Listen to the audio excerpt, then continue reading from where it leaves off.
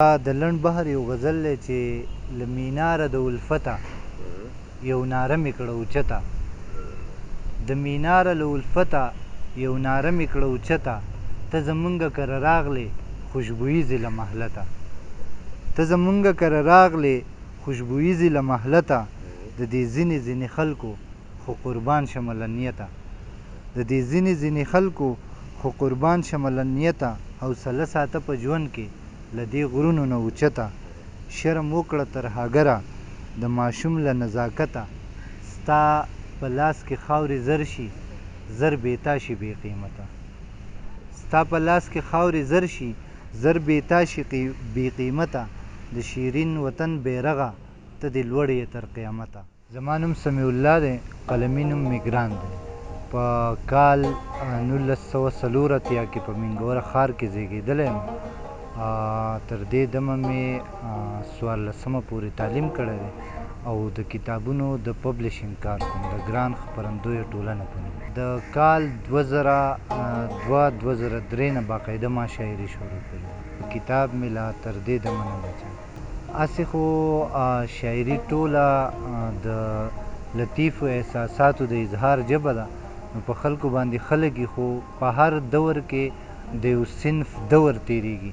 دا دور پوهان وایي چې د غزل دور دی، نو غزل په خلکو باندې اورېدل هم خلګي او لیکل هم شاعر له خوند ورکوي، نو ما غزل ډېر لیکلی. تر دې دمه مې لا شعري ټولګه خپله نه ده چاپ کړې او د ملګرو کتابونه مې راټول کړي دي او چاپ کړي دي. داسې ده چې مونږه هڅه کړې ده په څه نه څه شکل کې په هر دور کې چې پښتو ژبې له، پښتو ادب له او پښتون قام له څه نه څه خدمت وکړی شو. نو دغه کې زمونږ داسې ډېر شاعران ادیبان ملګري وو چې د هغو خواهش دا و چې زمونږ کتابونه دې چاپ شي، خو له بده مرغه هغه نن زمونږ په څنګ کې نشته، هغو رحلت کړی دی. نو بیا ما دغه خپل یو فرض ګڼل د یو ملګري په حیث چې زه دې دغه خپل حق ادا کړم. نو په هغې کې مونږ د ډېرو ملګرو کتابونه چاپ کړي دي چې په هغې کې یو د سوات د ډېر نامتو شاعر ښاغلي حبیب الله خان بیتاب صاحب شعري ټولګه خزان ځپلی سپرلی ما چاپ کړې ده. اوس ریسنټلی زمونږ یو ملګری وفات شوی او د هغه هم دغه و، چونکې شاعر نه و ادیب و، هغه به کالمونه لیکل او د هغه د کالمونو خصوصیت دا و چې دا په ادبیاتو باندې و. نو بیا ما هغه ټول کالمونه راټول کړل او هغې له مې د میرې کالم په نوم باندې د یو مجموعې شکل ورکړ. هسې خو دغه زمونږ کومه د خدمت سلسله چې وه هغه روانه ده او اوس یې باقاعده یو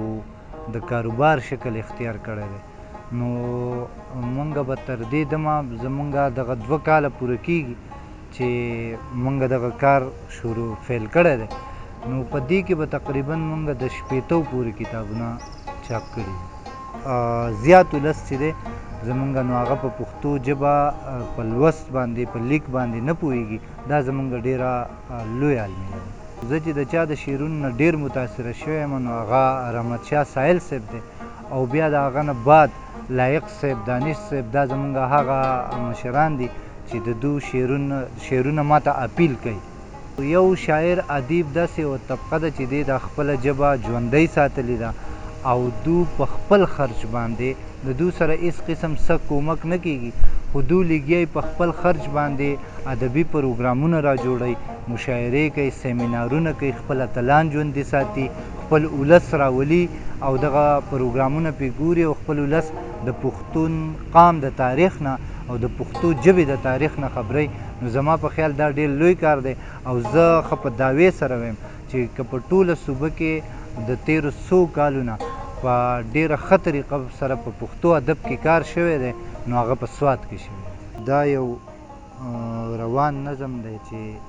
نن سحر چې زه له خوبه را بیدار شوم،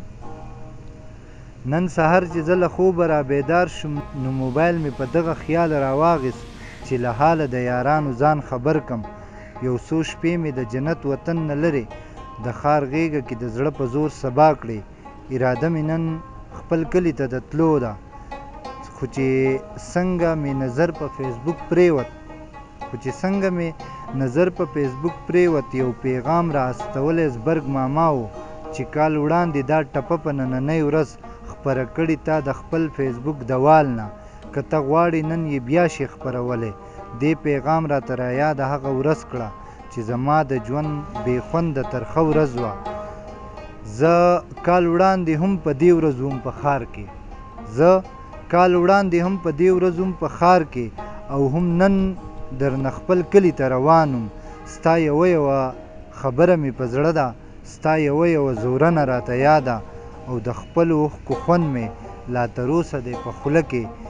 په ګوګل کې مې د خوږ زړګي د څړیکو درد لا هغسې اشنا محسوسومه په ناتوانه خپو نن بیا ستاسو د ښار نه زه د خپل کلي په لوري ور روان شوم نن مې بیا هغه ټپه کړله شریکه که خدای مې ته وې رانه لاړې که خدای مې بل وي ستا نه ښه به مې ساتي